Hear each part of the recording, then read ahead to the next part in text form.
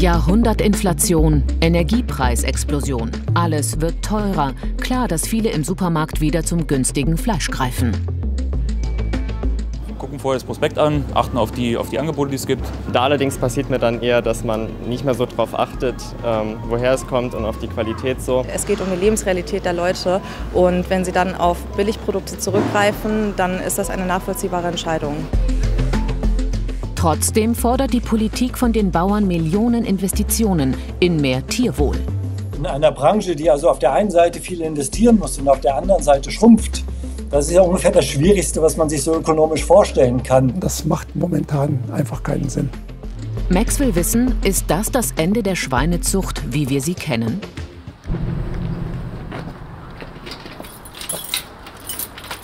Thomas Otto geht nicht mehr gerne in seine Schweineställe. Ihn stört die Stille.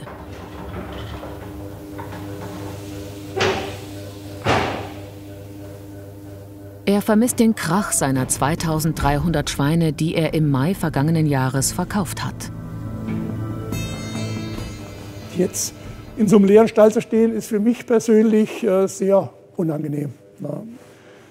Es ist zwar notwendig und man muss eben auch rational handeln, aber so einen leeren Stall zu sehen, tut schon weh, muss man sagen. Thomas Otto betreibt den Hof in 6. Generation. Schweine haben immer dazugehört. Er wollte unbedingt vermeiden, diese Tradition aufzugeben. Doch jetzt ging es nicht mehr anders. Die Kosten für Flüssiggas, die wir für Heizzwecke zusätzlich brauchen, haben sich natürlich verdreifacht oder mindestens verzweieinhalbfacht. Der größte Posten sind natürlich die Futterkosten.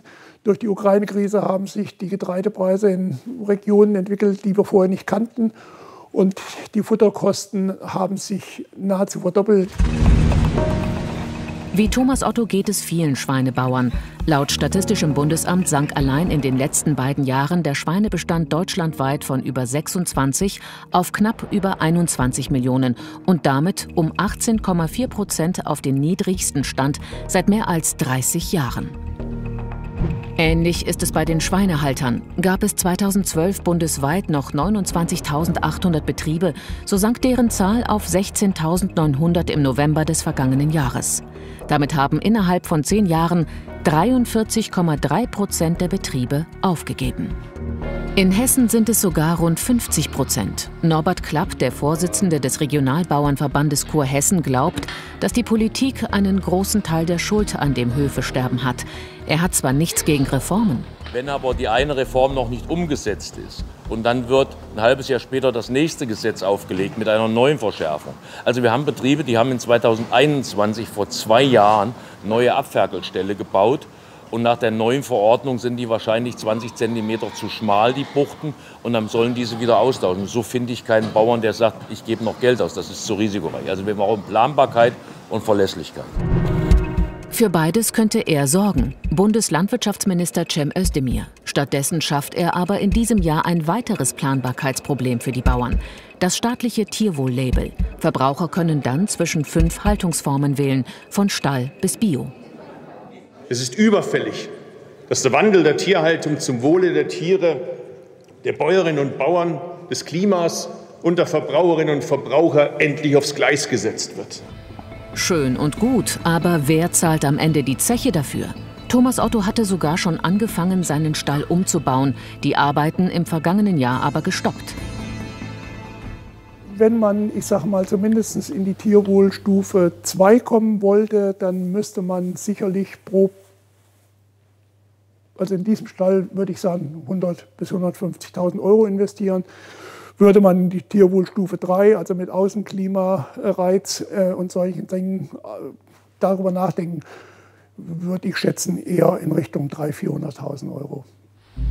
Dieses finanzielle Risiko war ihm einfach zu groß. Außerdem gibt es schon jetzt viele verschiedene Siegel, ohne dass davon ein positiver finanzieller Effekt für die Bauern ausgegangen wäre. Bringt eine solche Kennzeichnung überhaupt etwas?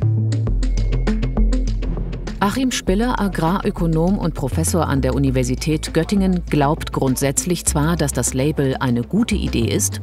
Aber, das ist jetzt das große Aber, ein Label alleine, das wissen wir aus anderen Labelentwicklungen, Bio-Label, Fairtrade-Label und so, Das dauert und das nimmt auch nur einen Teil des Marktes mit und das führt nicht dazu, dass diese große Transformation zu mehr Tierhaltung wirklich umfassend geschafft werden kann. Das wird mit einem Label alleine nicht gelingen.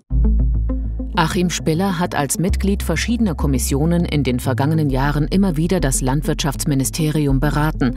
Es wurden auch ganz konkrete Ideen vorgelegt, wie die Landwirtschaft der Zukunft finanziert werden kann. Die ursprüngliche Idee war, wir machen tierische Erzeugnisse etwas teurer. Das ist so beim Fleisch ungefähr 40 Cent das Kilogramm. Und diese 40 Cent würden ausreichen, um der Landwirtschaft 3 bis 4 Milliarden Euro jedes Jahr für den Umbau dieser Tierhaltung und auch für die laufenden höheren Mehrkosten bezahlen zu können. Aber wären die Kunden auch bereit dazu, für mehr Tierwohl tiefer in die Tasche zu greifen? Aktuell isst jeder Bundesbürger 60 Kilo Fleisch im Jahr. Die Steuer würde pro Person also durchschnittlich 2 Euro im Monat ausmachen. Völlig in Ordnung. Die Landwirte, die müssen sehr hart arbeiten und müssen das sehr hart erwirtschaften und haben auch sehr viel und große Verantwortung, um der Qualität auch heute nachzukommen. Es ist immer leicht gesagt, geben Sie doch einfach ein bisschen mehr aus für das gute Fleisch. Ja, das kann aber eine alleinerziehende Mutter mit 4 Kindern vielleicht nicht unbedingt sich erlauben. Ich glaube, dass es unheimlich wichtig ist, die zu unterstützen, die es dann auch produzieren, beziehungsweise die meiste Arbeit damit haben und nicht die großen Konzerne, die sich da am meisten abzwacken.